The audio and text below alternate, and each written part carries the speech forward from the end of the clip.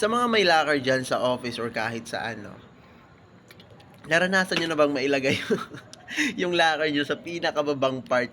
So, sa mga nakaranas na 'to, talagang struggle is real kasi ang hirap yumuko 'no, minsan kailangan mong, lumuhod or ganyan yung ginagawa ni ate 'no. Credits nga pala sa kung sino man ang kumuha ng picture na 'to. Nakita ko lang 'to sa Facebook, eh. Naka-relate kasi ako guys 'no, kasi, nai-assign yung locker ko dati sa pinakababang part. So, and that time may yung ingrown ko sobrang sakit 'no. Training pa lang kami nun. So, ngayon nabago na nasa pinakataas naman yung locker ko, mas maganda 'no, easy peasy.